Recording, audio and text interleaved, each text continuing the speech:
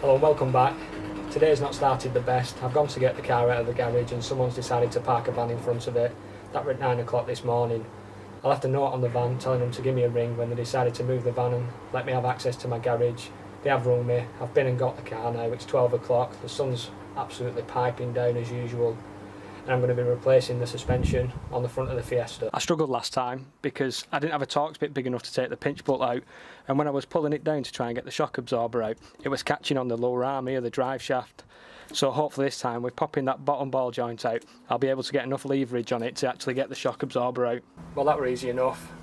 I managed to get the front shocker off in record time. Now I've got the tools I needed. It was Torx 45 to get that pinch bolt and nut off. I've released that lower arm and it's made a world of difference. It's managed to pop this strut out in record time, and it's time to strip down what I need off this and put it onto the new one.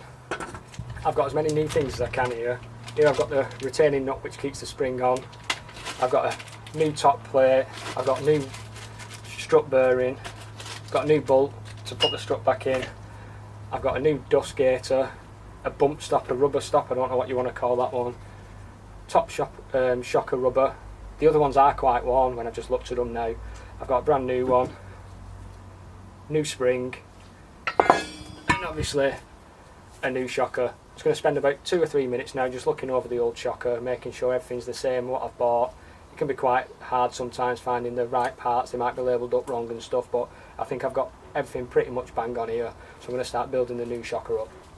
That's the first spring built up. I've got the new shock absorber, I've got the new spring, I've got the new dust guard, I've got this popper stop here, I don't know what that's called. I've reused these metal plates.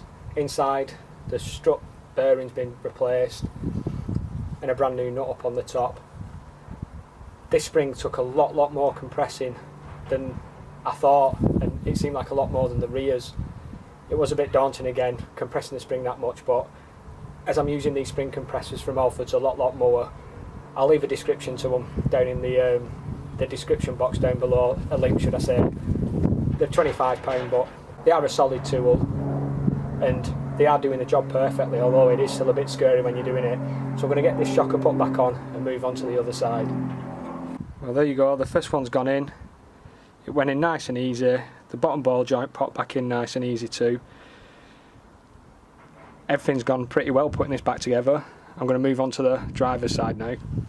That's it, 1 week after I started, the standard suspensions on the Fiesta is back to how it was when it rolled out of a factory. New shockers, new springs, new rubbers, anything I could get my hands on what were brand new has been replaced on this car. I've still got the exhaust to do.